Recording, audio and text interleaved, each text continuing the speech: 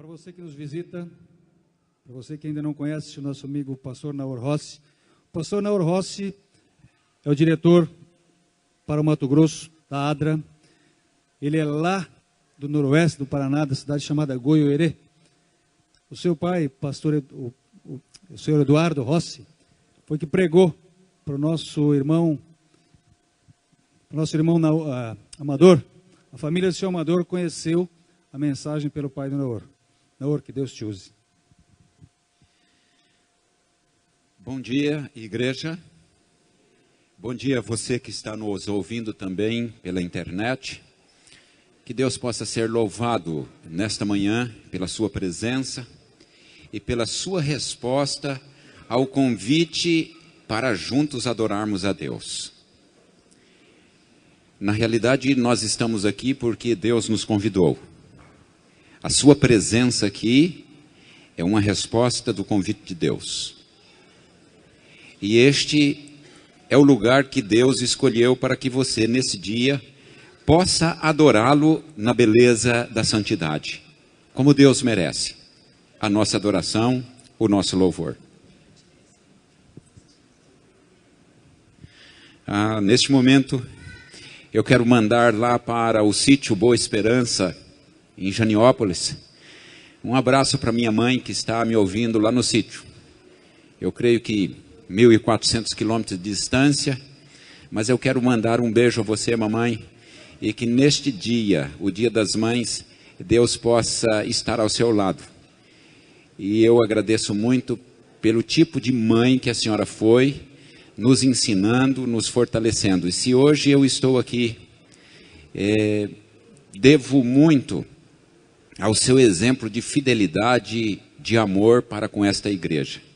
Que Deus te abençoe e abençoe a todos que estão nos ouvindo. Eu nunca imaginei que iria fazer isso. Que coisa bonita, né? Realmente a gente se emociona. Antes de abrir a palavra de Deus, eu gostaria de explicar um pouquinho para vocês a respeito da ADRA. Eu gostaria que o nosso amigo pudesse colocar ali algumas fotos, mas antes de ele passar, eu quero explicar.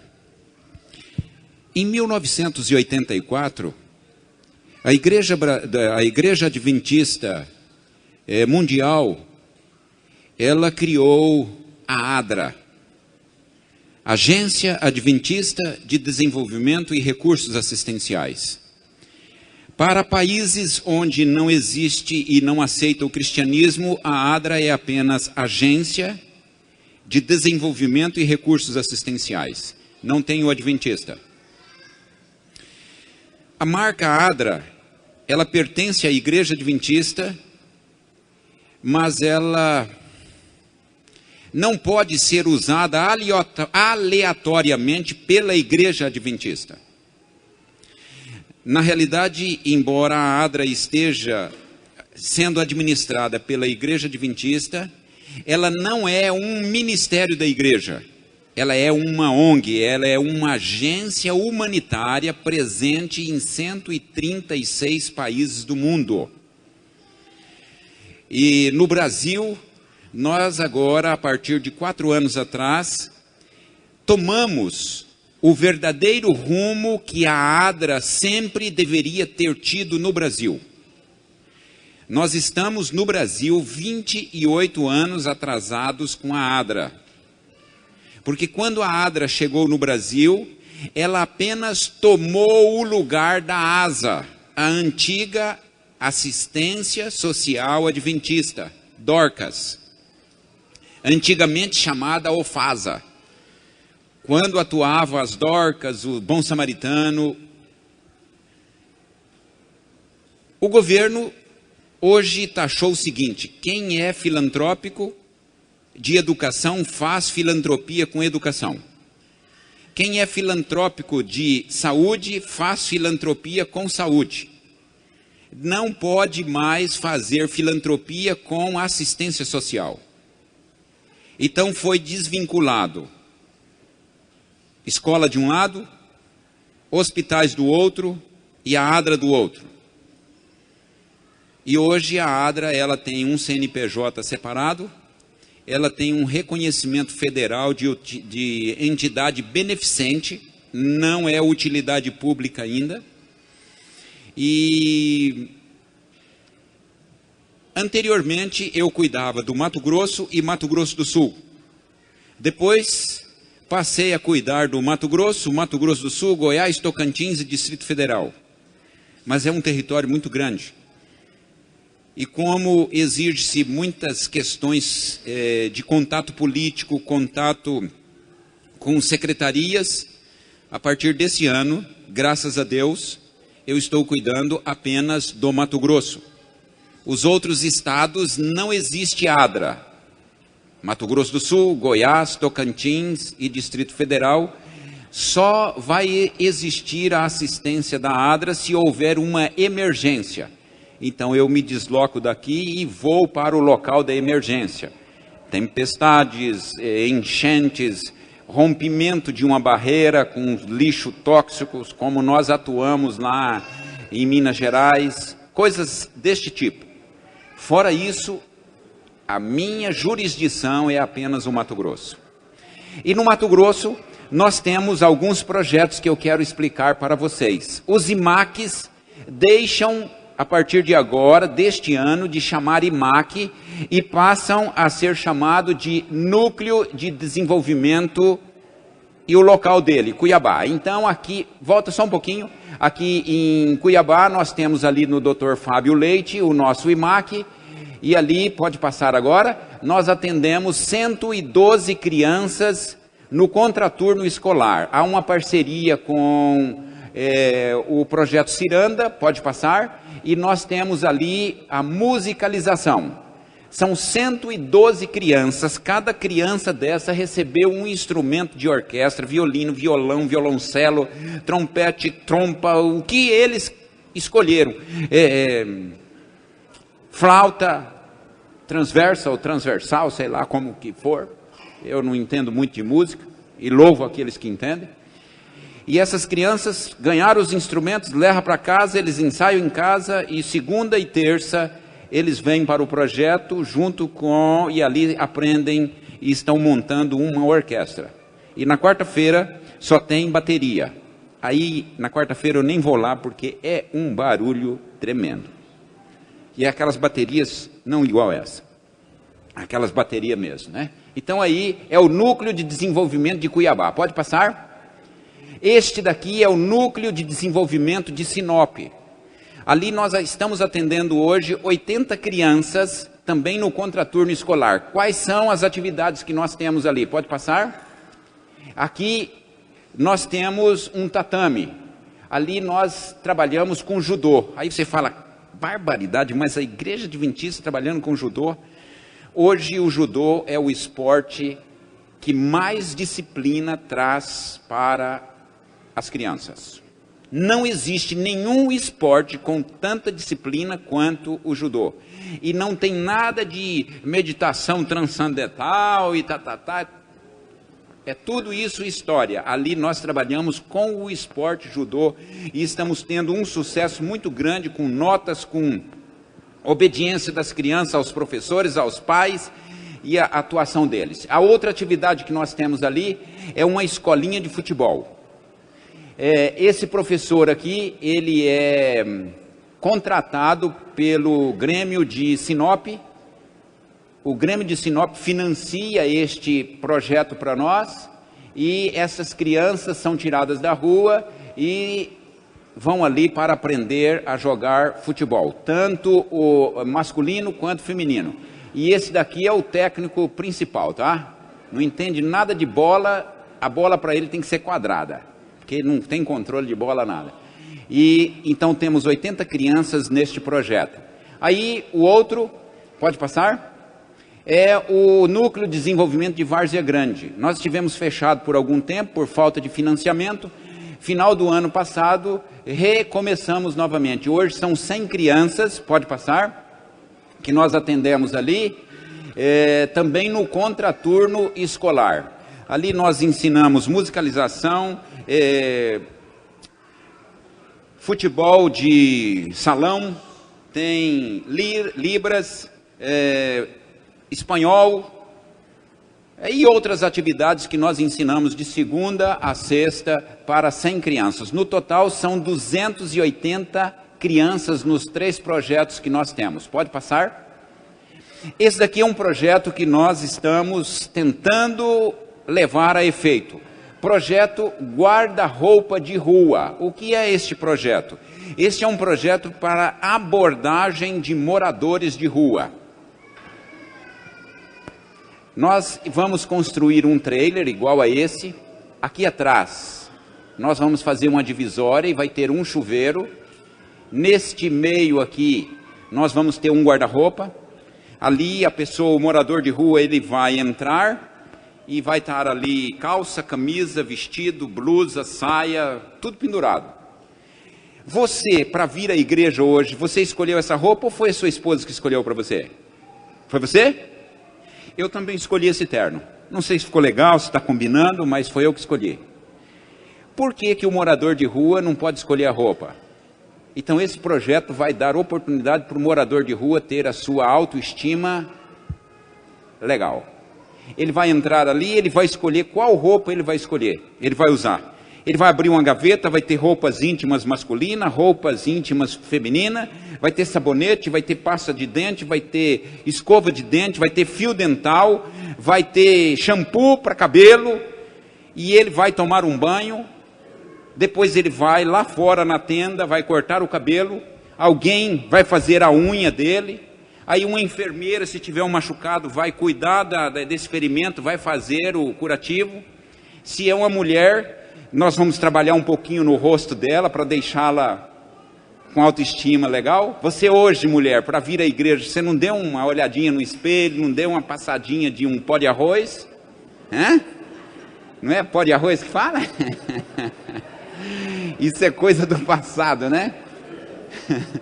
Não cuidou? Por que que o morador de rua não pode também ter uma noite ou um dia bonito? Aí vai ter advogado para ver documentação dele que perdeu, para ver se precisa de aposentadoria, psicólogo, assistente social para encaminhamento para um centro ou para retorno ao lar. Este projeto, este trailer, custa R$50 mil. Ele será feito em Itu, em São Paulo. Ele vai chegar aqui prontinho. Aí como que vai funcionar? Mês de junho, Igreja de Cidade Verde é responsável por esse projeto. Aí o Joseli vai pegar aquela caminhonetona dele, vai lá na associação, vai pegar o trailer, vai pôr um engate na caminhonete, porque eu vi que vocês não têm ainda o engate, certo? Não é verdade? Eu já olhei na traseira da sua caminhoneta. E não tem engate. Então, essa semana, Célia cobra dele para pôr um engate na caminhoneta. Ele vai pegar lá, e aí a asa dessa igreja vai fazer a sopa, vai fazer a comida, o lanche, e aqui na frente vai ter uma geladeira, um micro-ondas, e vai ter um balcão, a comida será armazenada ali, se for para a geladeira, vai para a geladeira, se depois precisar aquecer, vai ser aquecida, e vocês vão num lugar, Praça da República, rodoviária, eu já vi o lugar que tem morador de rua aqui na cidade, e nós vamos fazer um trabalho. Aí a minha priminha aqui, ela vai pegar a equipe dela, roupa, vai arrumar roupa, vai passar roupa, nada de roupa rasgada, entendeu? Tem algumas pessoas ricas hoje, eu tenho dó dessas pessoas, são ricas e pobres, já vêm usando roupa rasgada. E eu sempre falo para essas pessoas, passa lá na Adra que eu dou uma roupa nova para você, entendeu? Então cuidar para não ter roupa rasgada, roupa bonitinha, passadinha, tudo arrumadinho, roupas íntimas novas, não é usada, entendeu? E aí a Igreja de Cidade Verde, no mês de junho, é responsável de fazer esse projeto. Mês de julho, Igreja Central. Agosto, outra igreja. E assim vai funcionar esse projeto.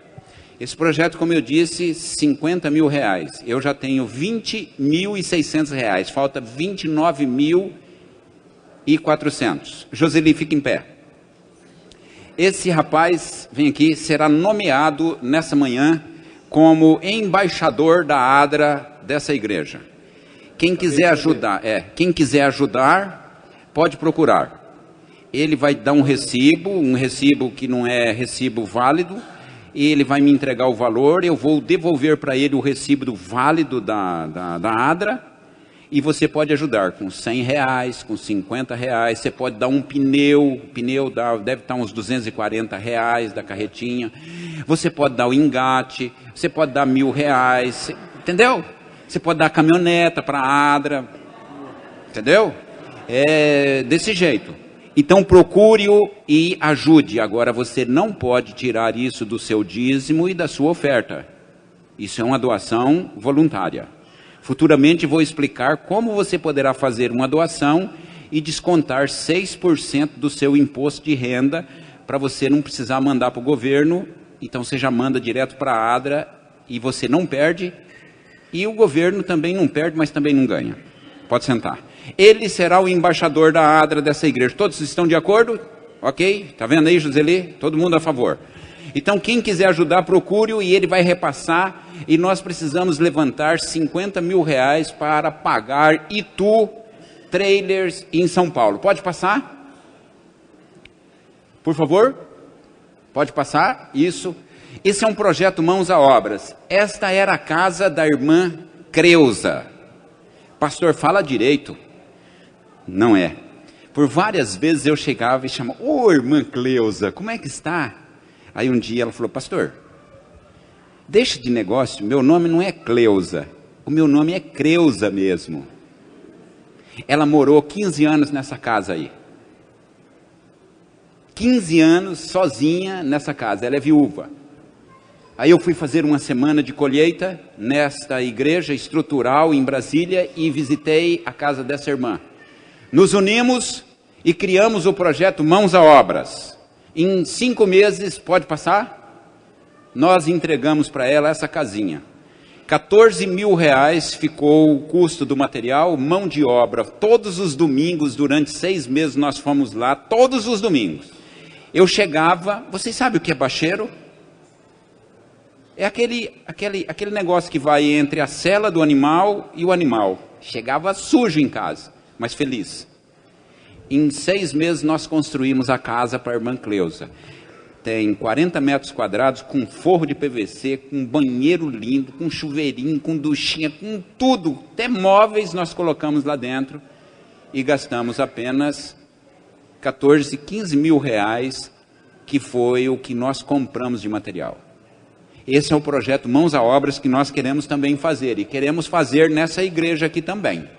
Pode passar o último, e esse é o AMA. O AMA é o Amparo a Mães Adolescentes. Tem muitas adolescentes grávidas, e nós queremos criar este projeto em cada sede de distrito em Cuiabá, para nós utilizarmos os espaços que ficam ociosos durante a semana e fechados na igreja. Quem é o empresário que gasta o que vocês gastaram nisso e mantém a empresa fechada a semana inteira? Só abre sábado 4 horas, domingo 2 horas e quarta 2 horas. Então, pode ser um projeto financiado pela ADRA. Estes são os tipos de projetos, são projetos de desenvolvimento. Agora, eu peço apenas um favor a você. Se você na igreja está usando o nome ADRA, não use. A ADRA não pode ser associada à evangelização pública. Por quê? Porque nós temos ADRA em países muçulmanos. E se hoje você entra no Google e coloca ADRA, e a ADRA está associada a um projeto de evangelização da Igreja de Cidade Verde, você vai distribuir livros de evangelização agora, sábado que vem, e você vai usar o colete da ADRA, não use, por favor. Eu vou distribuir o livro, mas não vou usar nada da ADRA. Porque nos países muçulmanos, se as pessoas descobrem que a ADRA, no fundo, tem o senso evangelístico, um maluco daqueles lá coloca uma bomba aqui, vai na sede da ADRA lá em Afeganistão, e mata todo mundo. Então, por isso, hoje, cada país é responsável pelo seu nome. E por isso, eu sou responsável pela ADRA Brasil no Mato Grosso e eu tenho que saber como utilizar essa marca. Então você da ASA, que tem aqueles coletes verdes, ou devolva para mim, ou empacota, não jogue fora, mas não utilize mais a marca ADRA. A marca da igreja é ASA, que vai trabalhar com assistencialismo com os membros e com a região da sua igreja. Assistencialismo. E a ADRA vai trabalhar com projetos de desenvolvimento e capacitação das pessoas para alteração de vida. E o projeto vem financiado pelo governo, por empresas, por pessoas de doação voluntária e assim por diante. Ok? Vamos orar neste momento. Querido Deus, neste momento nós vamos abrir a Tua palavra. É a Tua palavra que vai falar ao nosso coração. E eu quero pedir neste momento que ninguém se preocupe com os aparelhos que às vezes tomam o nosso tempo e nossa adoração. Que a gente possa desligar esses aparelhos, porque a gente veio aqui para Te adorar. Que ninguém chame a atenção de ninguém agora, mas que a Tua palavra chame a nossa atenção. O Senhor já providenciou meios para esta igreja para criar este clima gostoso que está aqui. Os bancos desta igreja já foram afofados. Então agora tire a dorzinha que às vezes toma conta de nós e que a gente tranquilamente, assentados nestes bancos, a gente possa ouvir a Tua palavra. Aos que estão nos ouvindo pela internet, que o Senhor também esteja ao lado deles. Guarde-os e proteja-os. E que o Senhor cuide de cada mãe no planeta Terra, em nome de Jesus. Amém.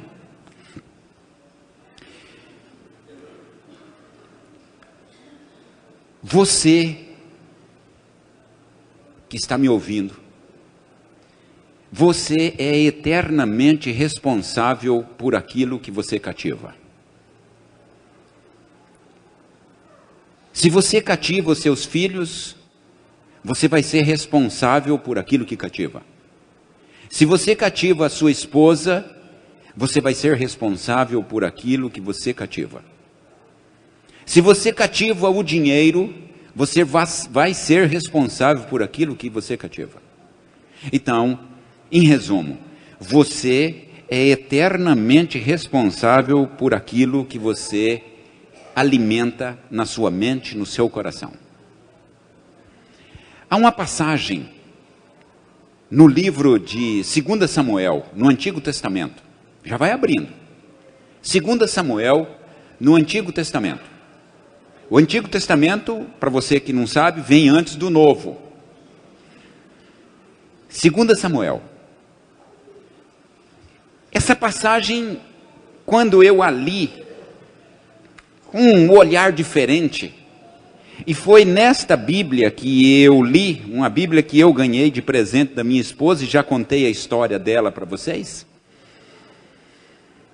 eu vi algo de diferente. Mas realmente eu fui dar muito sentido a esta passagem, quando eu li um livro. E este livro deu título ao sermão desta manhã: Na Cova com um Leão num Dia de Neve. Na cova com um leão num dia de neve. Sabe, eu estudei de 82 a 85, fiz 4 anos da faculdade de teologia. Nunca nenhum professor nestes 4 anos, eles me falaram ou comentaram alguma coisa sobre esta passagem de 2 Samuel, que você já vai ver. Nenhuma lição da escola sabatina comentou isso. Aí eu peguei e fiz, na realidade, 5 anos de mestrado em teologia. E ninguém me falou nada a respeito disso. E essa passagem está em 2 Samuel, capítulo 23, versos 20 e 21. Olha o que diz. 2 Samuel, capítulo 23, versos 20 e 21. Diz o seguinte: Benaia, filho de Joiada, de Cabzeel, era um soldado muito corajoso. Ele era responsável por atos heróicos. Certa vez, ele matou 2 leõezinhos em Moabe. Eu já matei alguns gatinhos. Quando morava lá em Goiôerê, na Avenida 19 de Agosto. Às vezes lá no sítio a gente tem vontade de matar alguns gatinhos também. E eles estão me ouvindo lá.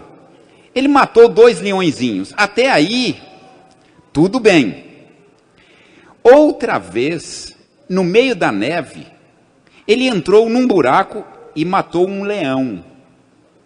Em outra ocasião, matou um egípcio de grande estatura. O egípcio estava armado com a lança e Benaia o enfrentou apenas com a vara. Ele arrancou a lança da mão do egípcio e matou o egípcio com a sua própria lança. Benaia. Olha, eu realmente não sei o que Benaia estava fazendo ali, mas eu sei de uma coisa: é muito fácil você ler essa passagem nos confortáveis limites da sua casa, lá dentro da sua casa. Benaia estava andando na tempestade de neve, e aí apareceu um leão e ele matou o leão. As portas fechadas da sua casa, é muito fácil. Você já conheceu alguém que se tornou caçador de leões? Recentemente um homem matou um leão, né, que era famoso. E ele vai responder por um processo tamanho. Mas eu não conheço caçadores de leões. Benaia, ele não possuía um rifle. Ele não tinha uma espingarda de 2 canos, que se um falhasse, pegava o outro. Não, ele não tinha. Ele não tinha um rifle e nem tinha um jipe para andar no meio daquela tempestade. A Bíblia não fala o que Benaia estava fazendo no meio da neve naquele dia. Mas ele se deparou com um leão. Pessoas normais, como você e aparentemente eu, pessoas normais, quando se deparam com um leão, a mente fala assim: meu filho, fuja. Você já viu um leão? Onde ele estava? Na jaula, empalhado, na televisão. Você já viu o leão? Olha, máximo que eu cheguei próximo de um leão foi assim, numa jaula, num circo. Não fui ao circo, nunca assisti circo, mas o leão estava lá na frente do circo chamando atenção para a gente ir. Era uma tentação miserável, a gente tinha uma vontade de ir, mas o pai e a mãe não deixavam. Eu queria colocar a mão no leão, mas não dá. Benaia estava andando na tempestade. No meio da tempestade branca, o que acontece? As suas pupilas na claridade, elas dilatam ou contraem? Elas contraem. E ele estava andando meio com as pupilas dilatadas. De repente, ele olha com o canto do olho. Você sabe o que é o canto do olho? E ele vê um leão andando na tempestade. Fosse eu, gente, eu já saía correndo para o canto do outro olho. Eu não sei a distância que o leão estava. A visão de Benaia estava obscurecida por causa da tempestade. Mas quando ele olha para aquele leão, as pupilas se dilatam. Os músculos se contraem. A adrenalina sobe e corre por todo o corpo. Normalmente, numa cena dessa, o leão come o homem, destrói, mata o homem. Mas a Bíblia diz que o leão foge de Benaia. E Benaia o persegue. Você já imaginou que loucura? O leão fugindo e o homem sem nada vai e persegue o leão. Leões podem correr até 56 km por hora. Eles podem pular até 9 metros numa única passada. 9 metros seria daqui onde está o senhor aí abraçado com a esposa. Você já pensou?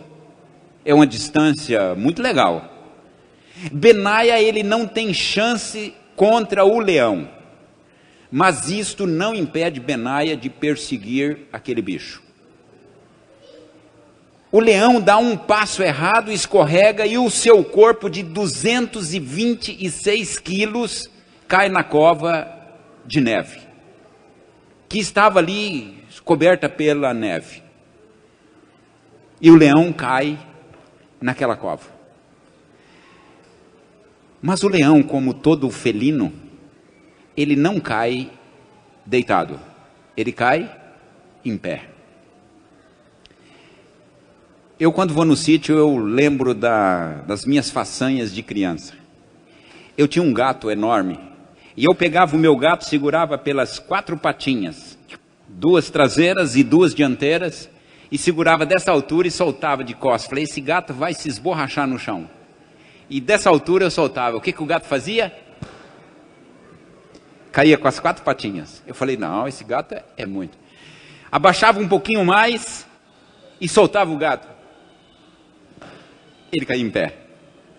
Eu faço isso com os gatos da Roseli, ela fica brava comigo. E eu vou fazer isso quando for lá de novo. E eu soltava bem baixinho e o gato caiu em pé. O leão também caiu em pé.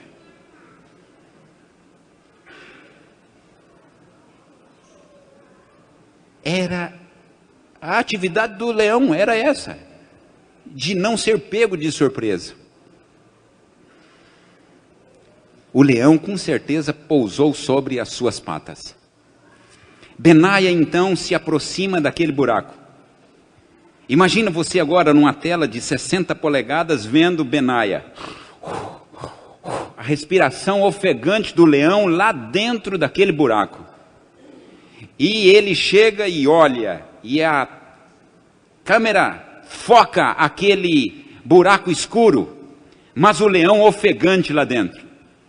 E você diz, Benaia, não faça isso que você está pensando. E Benaia se afasta.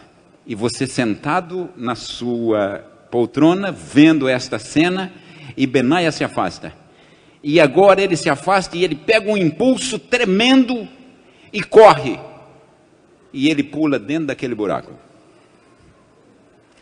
Dentro daquele buraco ouve-se urros, gritos. E uma pessoa inteligente vai dizer, vai sair um leão segurando pelo pescoço a carcaça de um homem. E depois de muito barulho, sai dali de dentro um homem, todo arranhado, ferido, arrastando a carcaça de um leão. É essa a história.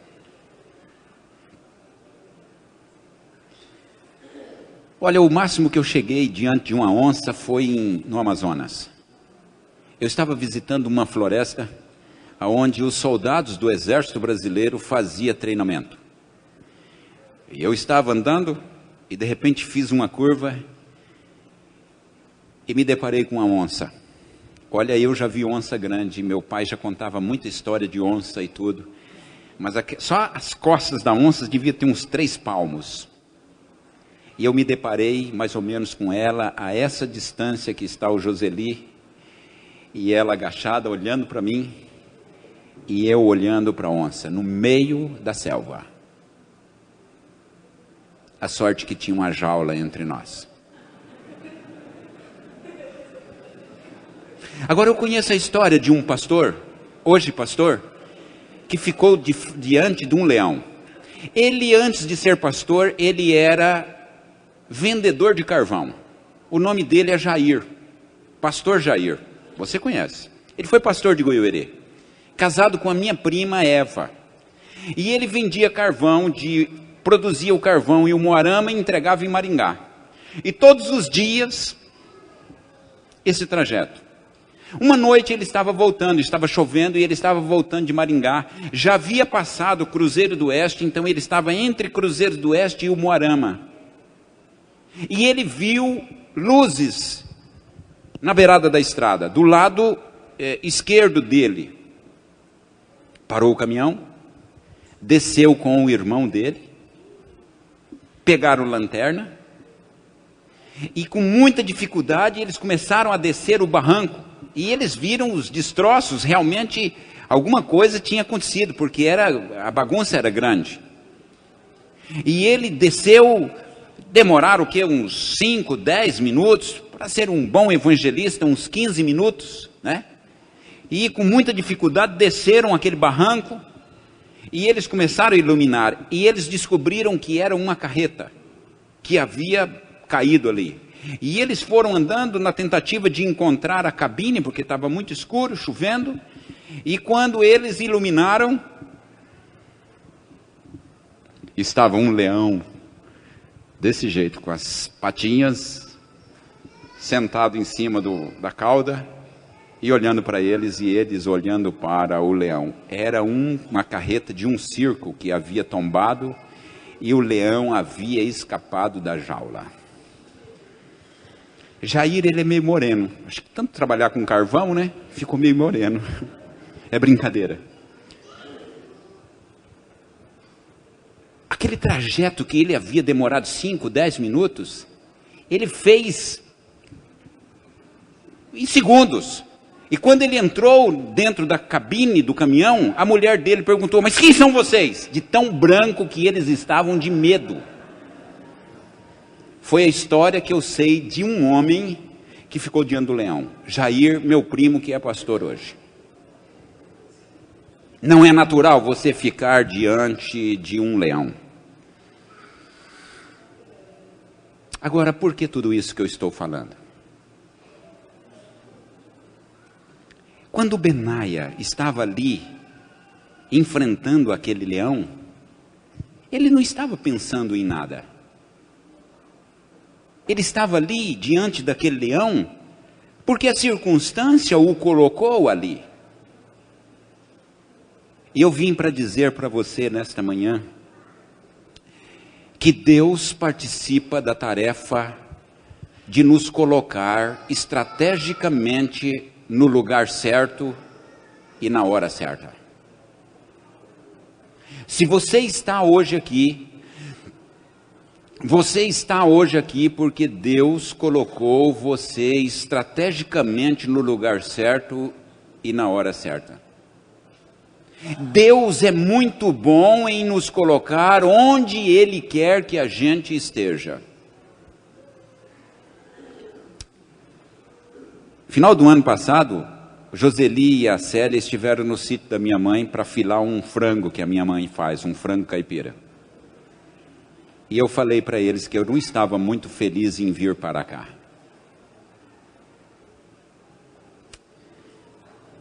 Deus é muito bom em nos colocar onde Deus quer que a gente esteja. Mas muitas vezes o lugar certo de Deus não nos parece ser o lugar certo. Parece ser o lugar errado. Você já não pensou às vezes isso? Parece que a hora certa de Deus, para nós, não é a hora certa, é a hora errada. Agora, leia comigo 2 Samuel 23, verso 23. A partir do 22. Benaia, filho de Joiada, ele ficou famoso por esses atos, mas ele não alcançou o posto dos 3. Ele era muito respeitado pelos 30, mas não estava incluído entre os 3. E Davi o colocou como chefe da guarda pessoal. Imagine Davi escolhendo o candidato para a sua guarda pessoal. Chega uma pessoa, um jovem, e ele diz o seguinte: rei, eu sou formado em segurança pela Universidade de Jerusalém. Davi diz, muitos são formados em segurança pela Universidade de Jerusalém.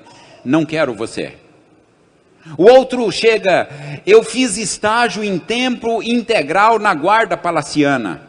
Eu tenho mais de 1000 soldados na guarda palaciana. Alguns são funcionários, outros são estagiários. Isto é muito comum. Chega uma outra pessoa e diz, eu trabalhei na Blinks, carruagens blindadas de Jerusalém. Já transportei valores para todos. Muitas pessoas fazem isso. Então, chega o próximo currículo e Davi lê. Matei um leão numa cova num dia de neve. Epa, é isso mesmo que eu estou lendo? Matei um leão numa cova num dia de neve. Davi não checa mais ninguém. E ele diz, este é o tipo de pessoa que eu quero para chefiar a guarda pessoal minha.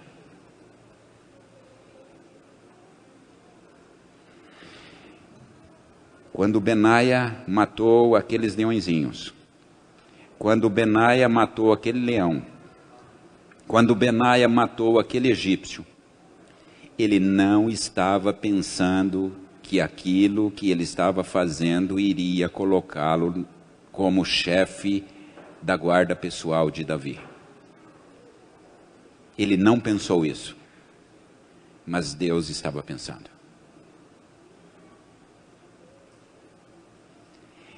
Deus, Ele trabalha em preparar o seu currículo. Deus, Ele é muito especial em preparar currículo de pessoas como você e eu. Por isso Deus coloca você em determinados lugares e em determinadas horas, lugares em que você não gostaria de estar, horas em que você não gostaria de estar. Porque Deus está preparando o seu currículo para grandes coisas. E você não sabe. Benaia nunca pensou que matando aquele leão, ele estaria se preparando para ser o primeiro, depois de Davi, na sua guarda palaciana. Mas Deus sabia. Deus colocou aquele leão para preparar Benaia. Deus colocou aquele egípcio para preparar Benaia. Porque Deus, Ele é prático em preparar pessoas para ocupar postos, lugares. Deus coloca você em horários e dias em que você não gostaria de estar, porque Ele está preparando você para coisas que você não imagina. Este é o Deus que eu aprendi a amar. A maioria das pessoas veria aquele leão como 226 quilos de problemas, mas Benaia não. A maioria das pessoas qualificaria uma tremenda má sorte lutar com um leão dentro de uma cova num dia de neve. Mas você já notou como Deus consegue transformar o que você considera um momento ruim num grande momento? Benaia agora está diante do rei. Eu tenho plena certeza de que este posto nunca foi imaginado por ele. Para Deus, Benaia não estava perseguindo um leão. Para Deus, Benaia perseguia uma posição na administração de Davi. Mas Benaia não imaginava isso ao ter matado o leão. Então, se você está passando por alguns momentos de dificuldades, alguns leões estão aparecendo diante de você, você está vendo os leões com o canto do olho, você tem que entrar na cova com este leão. Lembre-se, Deus está preparando você para alguma coisa. Deus, Ele usa oportunidades passadas para nos preparar para o futuro. As oportunidades de Deus, nem sempre os presentes de Deus vêm embrulhados em papéis coloridos. Algumas vezes Deus prepara o seu presente naquele papel de embrulho, naquele papel em que as mulheres antigamente, não sei hoje, utilizavam para fazer os cortes, os moldes de roupa. Usa ainda? E muitas vezes não é um durex transparente ou um laço bonito que está cobrindo este presente. Às vezes é aquela fita Scott, sem cor. O presente de Deus às vezes não aparenta com beleza. Às vezes temos que derramar lágrimas ao receber o presente de Deus. Mas Deus está preparando você para grandes coisas. Agora, a forma como nós agimos, ela vai determinar o nosso futuro. Nós podemos fugir dos leões, podemos fugir dos destinos que Deus está nos ordenando, ou nós podemos pegar o leão pela juba. Lembre-se, as melhores oportunidades sempre se apresentarão diante de nós como leões assustadores. Não foi fácil eu sair de casa. Não foi fácil eu ir para um internato lá em Pernambuco. Eu tive que pagar o preço. Eu tive que estudar. Não assumir riscos é o maior de todos os riscos.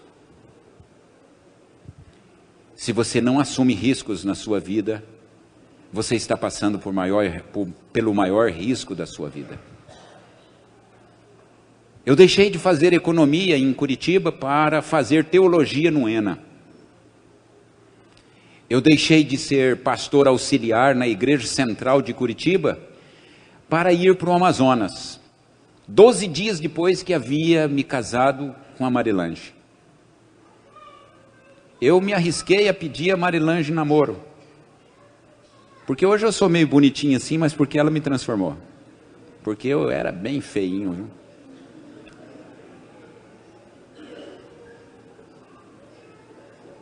Quanto maior os riscos, maiores serão as oportunidades.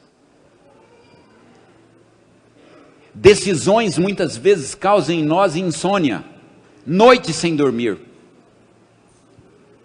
Os passos da fé, muitas vezes eles são acompanhados por medo. Vocês imaginam que para Pedro foi fácil sair daquele barco? Você sairia? Você sairia no Pantanal aí de um barco para andar? Você não sai. Passos de fé, eles são acompanhados com medo. Por quê? Porque os passos da fé muitas vezes nos levam a lutar contra leões. Se você quer uma provisão milagrosa na sua vida, você vai ter que passar por dificuldades. A coisa não vai sair de uma hora para outra. Você vai ter que pagar o preço. Se quiser ver Deus entrando em cena na sua vida, você terá que pagar o preço. E lá na frente você vai ver que valeu a pena bater a cara no chão, dar com os burros na água, dar com a cara no muro chapiscado, e você vai agradecer por tudo isso que aconteceu. Eu agradeço hoje a Deus pelo Amazonas, pelo IAP, que eu fui pastor, por ter passado na Associação Norte Paranaense, por ter passado lá no Mato Grosso do Sul, ter ido para Curitiba e agora estar aqui. Em Brasília, aliás. Agora, existem dois tipos de arrependimentos. O primeiro é o arrependimento de ação. Você desejar não ter feito algo. Passou a oportunidade. Você teve a oportunidade de fazer o vestibular e não fez.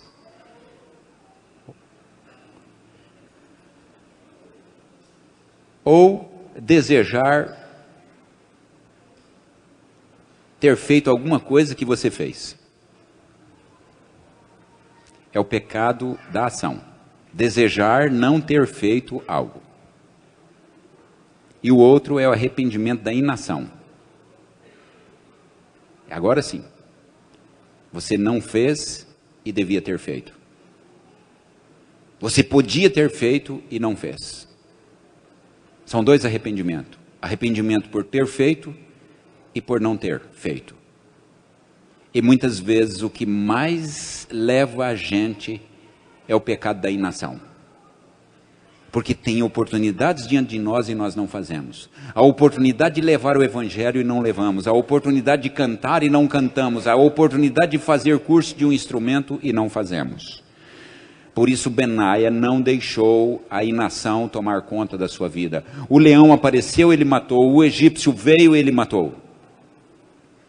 Eu acho que a igreja se preocupa muito mais com o pecado da comissão. Nós temos uma longa lista de não. Não faça isso, não faça aquilo, não, não, não. Alguns apenas acham que santidade é tirar algo da nossa vida. Não beber, não fumar. Não. Alguns acham que santidade é apenas subtrair, tirar coisas da nossa vida. Temos que subtrair algo de nossa vida, mas santidade não é apenas isso. Eu não estou querendo dizer que você pode fumar e beber, não. Mas santidade não é apenas tirar coisas erradas da nossa vida. Deus se preocupa mais com o pecado da omissão.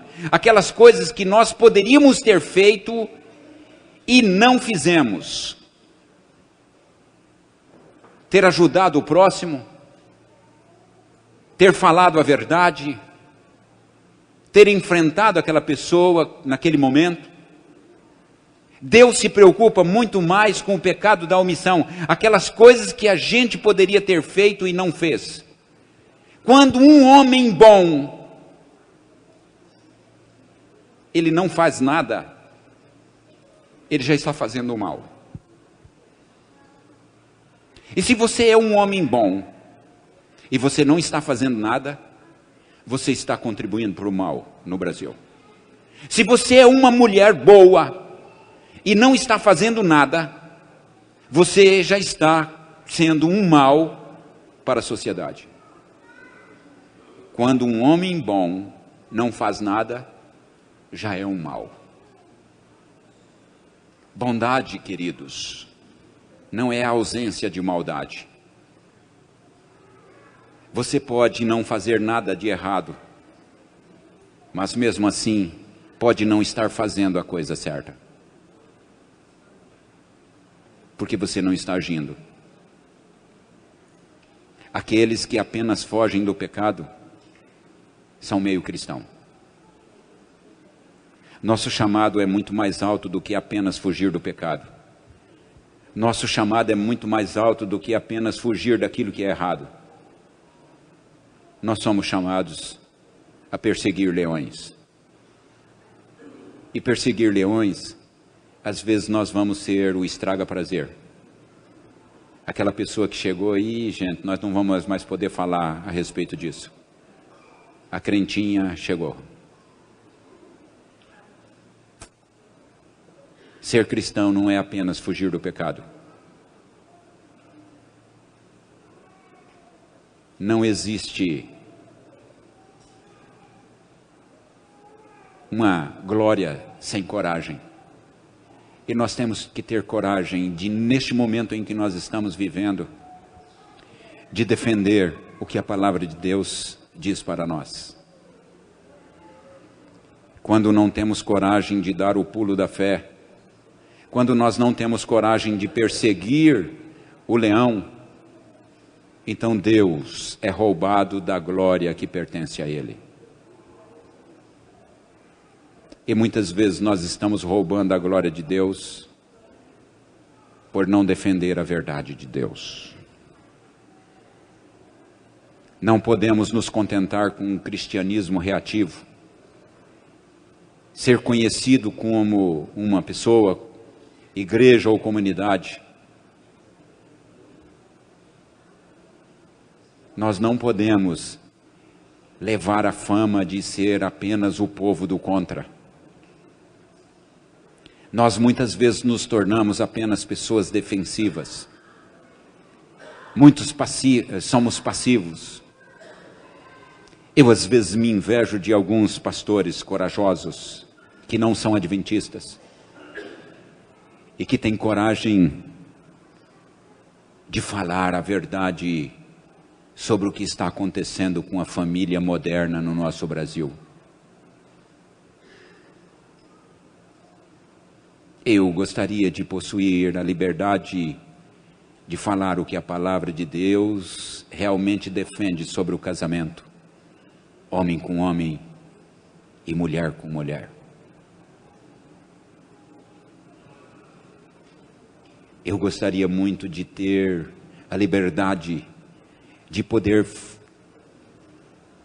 pregar em alto som e boa voz de que o lar que Deus instituiu na terra é aquele formado por pai, mãe e os filhos. Mas muitas vezes, em nome da convivência, nós temos medo de entrar dentro da cova com o leão, com medo de ser arranhados. Mas Deus está cobrando de cada um de nós que vivamos a verdade, com amor. Jesus, ele não admitiu o pecado da prostituta, mas ele não permitiu que jogassem pedra na prostituta.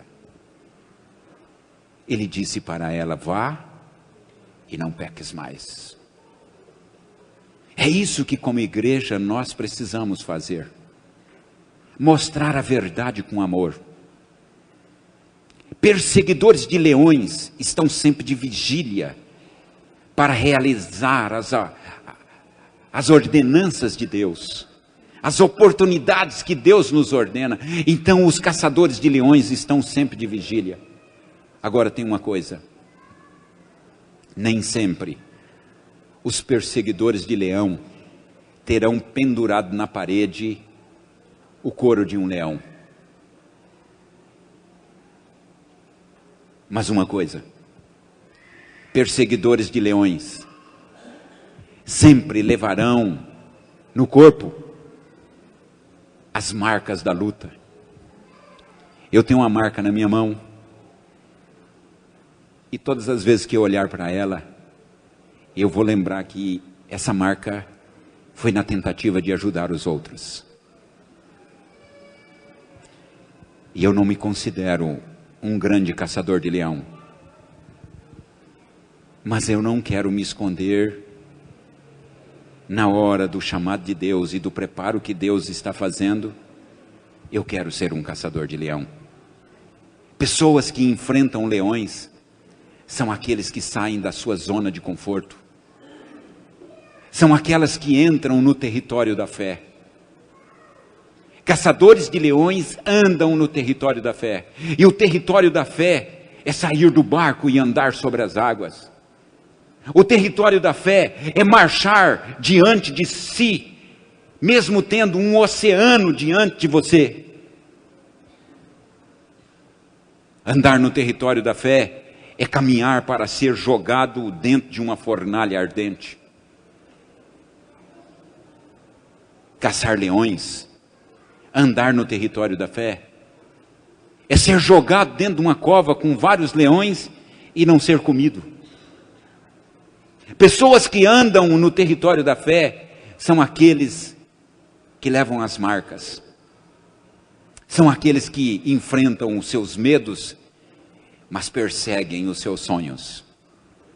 Qual é o seu sonho?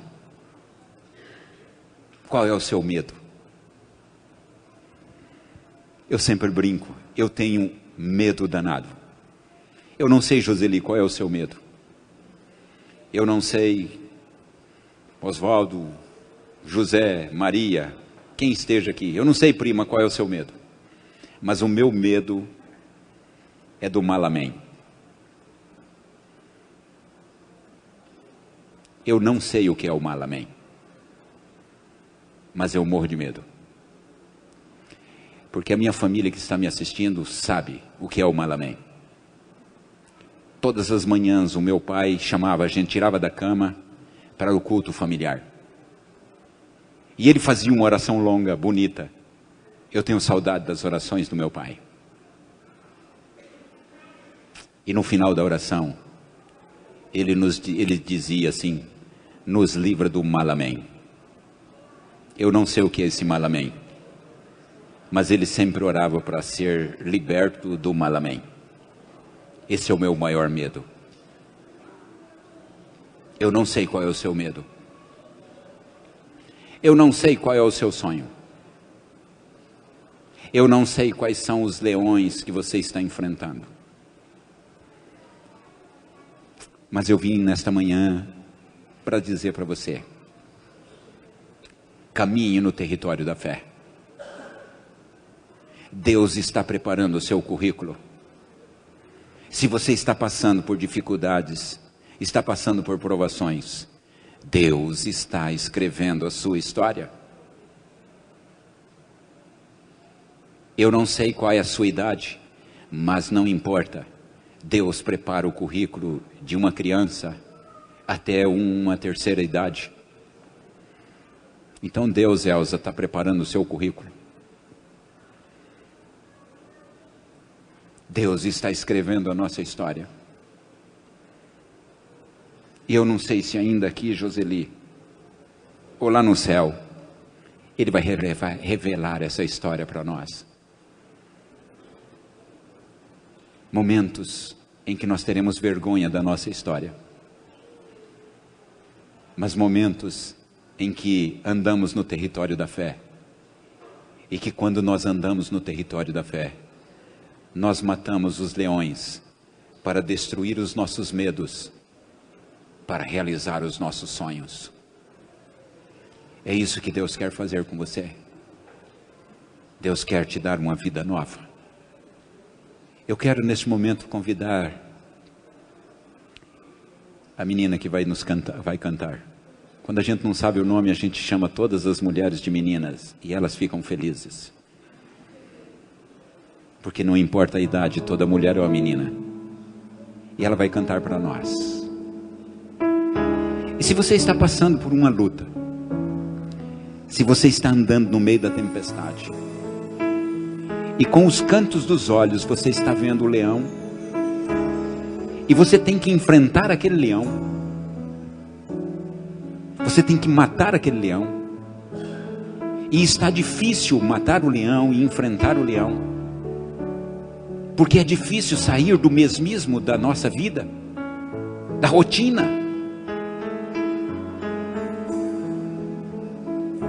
Então eu quero que você pense agora no seu Deus. O Deus que abriu o mar. O Deus que esfriou fornalhas. O Deus que fechou boca de leões. E se de tudo isso que você analisar na sua vida, você se deparar com o mar, e Deus não abrir o mar, se de tudo você se deparar com a fornalha e Deus não apagar a fornalha, lembre-se, Ele pode não apagar a fornalha, mas Ele pode esfriar, e as chamas não vão queimar você.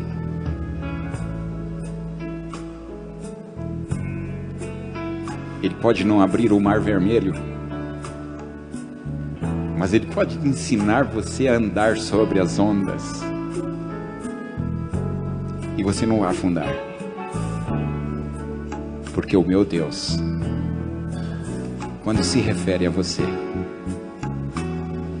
Ele vai fazer de tudo, porque você é a menina do olho de Deus, e ninguém, absolutamente ninguém mexe na menina do olho de Deus sem pagar as contas para Deus.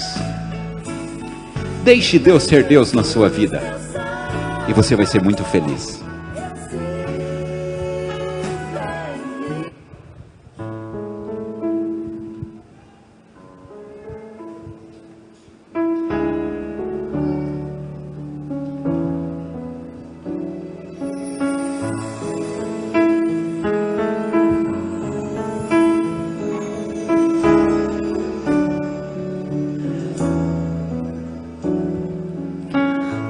estou tão feliz, eu sinto mais vontade de viver. Quando então triste estou, eu penso que a vida terminou. De olhos fechados, meu Senhor, vejo tua luz, eu me entrego a ti, eu me entrego a ti, meu Jesus, meu Salvador, eu sinto em mim o teu poder transformar todo o meu viver.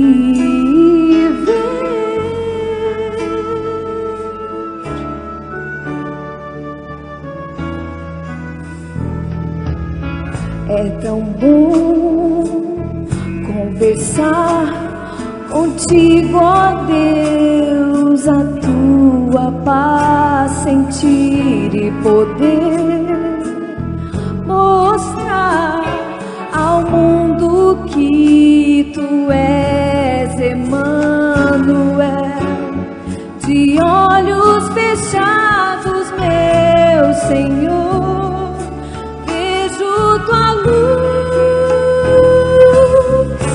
eu me entrego a ti, eu me entrego a ti, meu Jesus, meu Salvador, eu sinto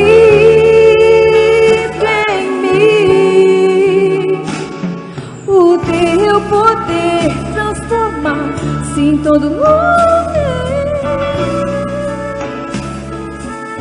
viver paz. Eu me entrego a ti.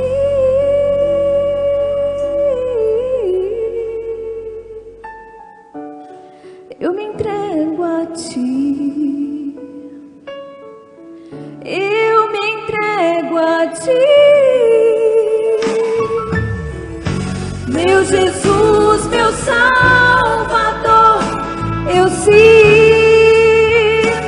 em mim o teu poder transformar todo o meu ser.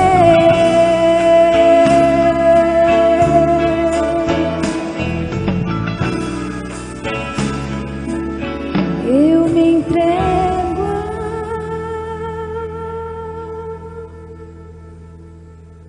ti.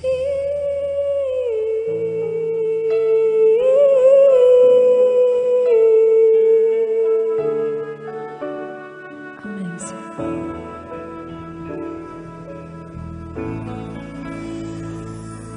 Primeiro Reis, capítulo 4, verso 1 em diante, diz o seguinte: o rei Salomão começou bem o seu reinado sobre Israel. Estes eram os principais oficiais do seu governo. O sacerdote era Azarias, filho de Zadok.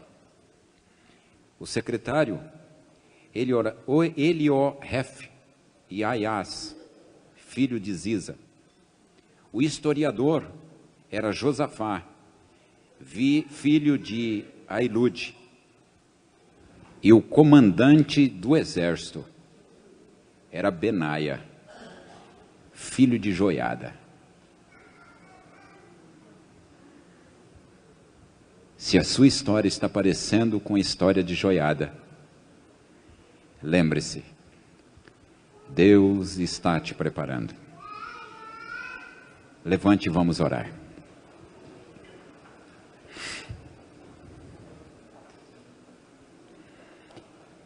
Querido Deus,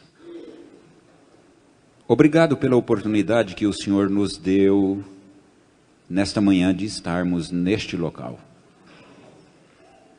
Obrigado pelo chamado que o Senhor fez à adoração. Obrigado por ter permitido a gente falar da Tua palavra a este grupo de irmãos e irmãs, jovens e crianças nesta igreja e a muitos que estão nos ouvindo pela internet. E eu quero pedir nesta manhã especial que o Senhor abençoe a todas as mães,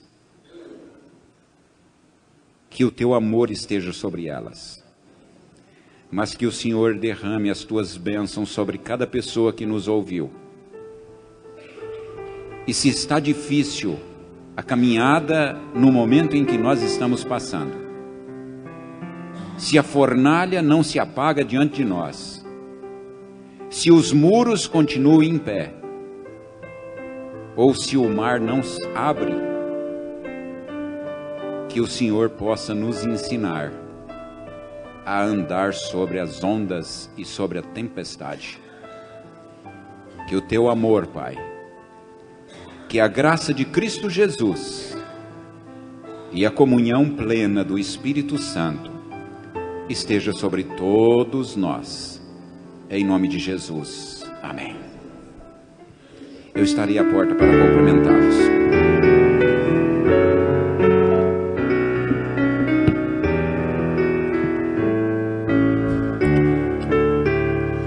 Ao sair deste santo lugar, onde ouvi a palavra de Deus, onde vim adorá-lo em paz, e o céu pôde ouvir meu louvor, vou sair mais confiante em meu Jesus, mais fiel além do amor, pois aqui entreguei o meu coração, minha vida agora está nas mãos do meu Salvador. Amém.